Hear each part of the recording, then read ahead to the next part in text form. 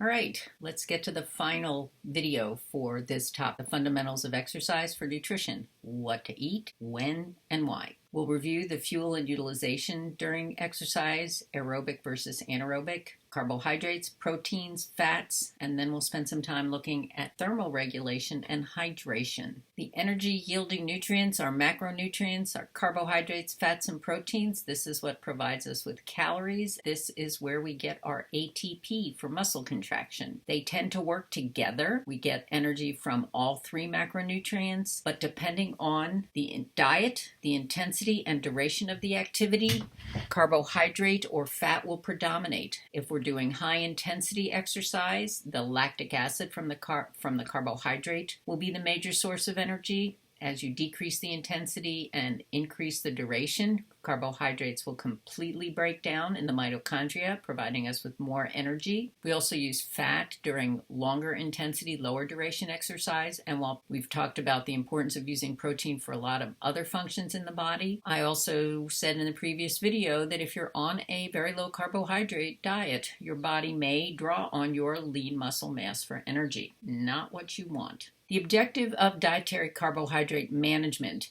is to maintain blood sugar and replete muscle glycogen. Recall, glycogen is how we store glucose in the body. We store it in the liver and we store it in the muscle. And it's the muscle glycogen that's used to provide ATP during exercise. During high intensity exercise, lactic acid is formed to provide us with ATP for muscle contraction. And then as you decrease the intensity, increase the duration, that pyruvic acid can enter into the mitochondria, completely breaking down the glucose molecule. We call this oxidizing glucose and providing us with a lot more ATP. But as we've said before, we have a limited capacity to store carbohydrate in our body. And that's why in the marathon, the example I gave was the experience of hitting the wall. Usually in a marathon, I'm told, not that I have any experience with it, that it occurs around mile 20. A person hits the wall when their glycogen stores are completely depleted. They're basically running on whatever carbohydrate they're consuming while they're in action, whatever beverages they're drinking, whatever goo they're consuming or swallowing. That's what's providing them with the glucose to help finish the marathon. After exercise, glycogen repletion can begin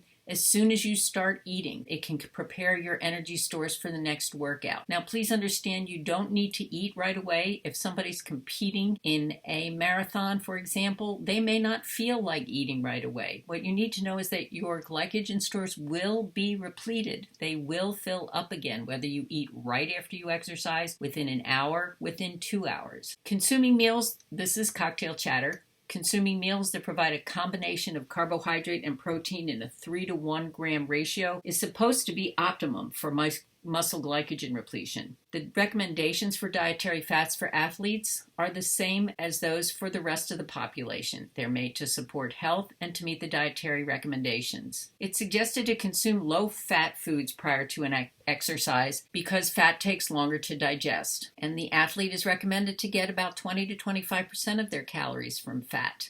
Now, this can vary and recommendations may be changing, but as I talked about in the video on where do those ATPs come from, the ATP, the energy for high intensity, short duration exercise is not, you don't get a lot of that from fat, but it is an important reservoir of energy during prolonged low intensity exercise. If we look on the left, when you begin an exercise or an activity, you primarily are drawing on your carbohydrate stores at 85% in this example. Over time, your carbohydrate stores start to go down. You also, at the beginning, are using a little bit of fat. Notice protein isn't in there. Over time, you begin to draw more on your fat stores because you're beginning to deplete your glycogen stores. Theoretically, in the generic person, as we know, who doesn't exist, it's around 20 minutes that crossover occurs and you start drawing more on your fat stores. It doesn't mean that you have to exercise for at least 20 minutes in order to lose body fat. It means that in that moment, after 20 minutes, your body is using triglyceride for energy. One of the things that occurs as a result of training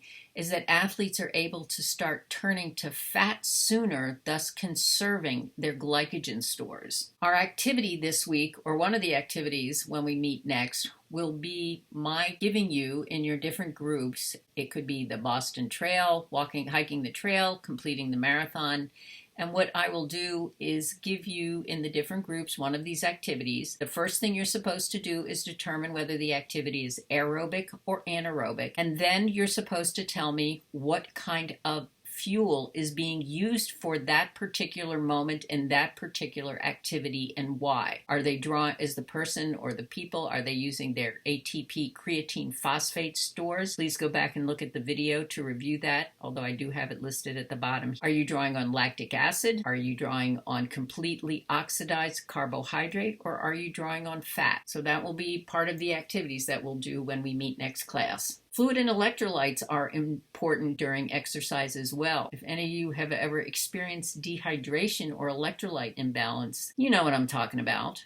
So we're going to spend a little bit of time talking about fluid balance and thermal or temperature regulation, the importance of water, what happens during dehydration, the electrolytes, hyperthermia, high blood temperature, hypothermia, low blood temperature, and overhydration, which we'll also discuss again when we talk about fluids for those of you that have the book, Module 5. The ability to keep the body cool during exercise is key to exercise capacity and avoiding injury. When you're exercising, when your muscles are contracting, that's an inefficient process, and what happens is that heat is released. That causes the temperature of your blood to increase. Body gets rid of that heat by sweating. As a result of sweating, you not only lose the heat, but you also lose fluid and you also lose electrolytes.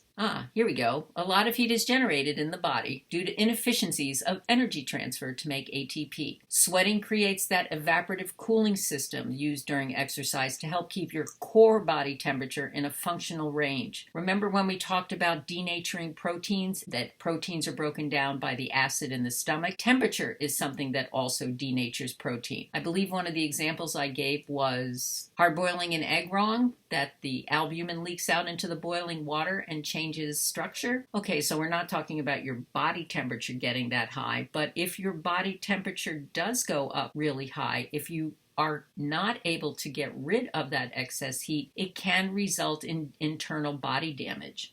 So our core body temperature rises during exercise, and if the temperature is greater than 104 degrees Fahrenheit, that can affect your ability to exercise, and it increases risk for injury. Hyperthermia is increase in blood temperature. Not only are you losing fluid, but you're losing salt and other electrolytes. Sodium chloride are the electrolytes that the body is losing in sweat. And the fluid that's lost comes from the part of the bloodstream that's referred to as plasma. We have blood and we also have a reservoir of plasma. And that volume, that's the fluid that the body will lose during sweating.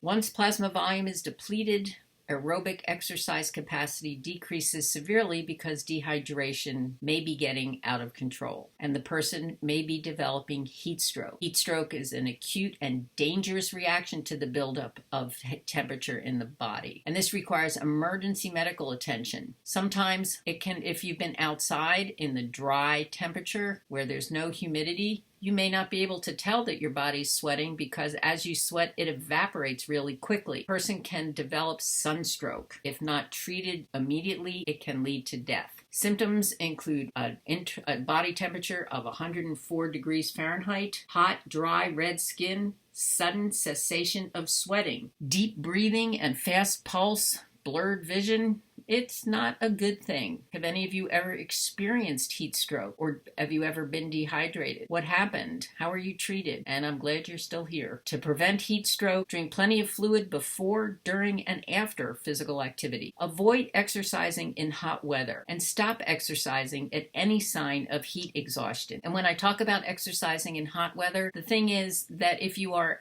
exercising when it's humid out, you can be aware that your body is sweating because you can just feel it. You know what that's like. But the risk is when it's dry, when you're in dry conditions. Sweat evaporates really quickly. You may not be aware that you're sweating, and that can be particularly dangerous. 2% dehydration can affect your heart, blood vessels, and aerobic function. 5% dehydration, serious thermal injury can occur. Your body can absorb about a liter of fluid per hour, and it's suggested to replace it with cool, dilute, small amounts and to drink it small amounts every 10 to 15 minutes. I'm not saying that you need to measure the temperature. It says here 41 degrees Fahrenheit, but you should drink fluids. Some people find that cool fluids may upset their stomach, so don't drink cool fluids. But just be sure to replace fluids. Drink before, during, and after an event. When you're physically active, don't wait until you're thirsty. After exercise, it's recommended to replace 16 to 24 ounces for every pound of weight that's lost. Sometimes folks who are participating in long events like the marathon, they'll weigh themselves before and after, and that difference in weight is fluid. And for every pound of fluid that they've lost, they need to drink 16 to 24 ounces. Hyponatremia refers to low sodium in the blood. This is a life-threatening condition that shows up in marathon runners or folks who consume large amounts of water without replacing the sodium during an endurance event. We talked about fluid balance, and we'll talk more about it probably in the next week or two, but we have water and electrolytes in our blood. We have potassium inside our cells and sodium outside our cells. Those need to be maintained in a balance. If you replace fluid without replacing sodium, that causes an electrolyte imbalance called hypo, meaning lower than. Na is the chemical symbol for sodium in the blood. Hyponatremia. It causes difficulty breathing, bloating, confusion, swelling around the brain. This condition can be fatal. Electrolyte losses occur during sweating. You lose sodium, you lose chloride, you lose fluid. One of the benefits of training, in addition to being able to preserve your glycogen stores, is the ability to retain your electrolytes for longer periods of time. This is why if you're participating in an extreme event, training for it is considered essential. Your body adapts to the exercise. It adapts to help you maintain your electrolytes, and your body adapts to help you hold on to your glycogen stores. This is cocktail chatter, the amount of fluid you should have before, during, and after exercise, the importance being that you should be drinking before, during, and afterwards. For events that last more than an hour, maybe a sports drink. I have some recommendations I'll show you in a minute. But don't take salt tablets, and don't drink pickle juice or eat mustard packets, because that can create an excess of salt in your blood in relation to the water that you're drinking. It can increase potassium loss, it can irritate your stomach, and it can cause vomiting, and that will make the dehydration much, much worse. No salt tablets, no mustard packets. The electrolytes affected during activity are potassium, sodium, magnesium, and calcium. And you can get them from regular food. You don't really need any special sports foods, sports supplements to get the nutrients that your body needs. Most recreational exercisers don't sweat enough to lose a significant amount of electrolytes. But highly competitive athletes who train and sweat for 2 to 3 hours or more, especially in the heat, they're the ones that need to add salt to their food to help retain fluid and to delay dehydration. And Nancy Clark recommends a good recovery meal of chocolate milk and French fries. The milk contains carbohydrate that your body can use to help replenish glycogen stores. The French fries contain salt or electrolytes as well as carbohydrate. And the chocolate, well, she says that it also contains essential carbohydrate to replace your glycogen stores. And I just say it's there for quality of life. I have a couple articles actually in Cocktail Chatter for the athletes amongst you. And this is Nancy Clark's recommendations that after exercise, drink to quench your thirst and then drink some more, because your thirst mechanism doesn't always indicate whether or not you've taken in enough fluids. You may have to monitor your urine. If several hours pass without you having to urinate, you may be dehydrated. Again, this is for the athlete, the person who has been participating in endurance activities. Juices replace not only fluid, but carbohydrates, and they provide you with more carbohydrates than you would get from a sports drink. This is why I don't recommend sports drinks. You don't have to be paying for your Gatorade, your Pedialyte. You can have dilute fruit juice to give you the nutrients that your body needs. You can read this at your own time on water versus sports drinks, as well as electrolyte replacements. Vitamins are the links and regulators of energy-producing and muscle-building pathways. As we digest, absorb, transport, and metabolize food, as we break down the proteins, carbohydrates, and fats for energy, vitamins as well as minerals are essential in each step of the way in getting energy from those macronutrients. The B vitamins govern the energy-producing metabolism reactions, and the needs for B vitamins are proportional to energy expenditure.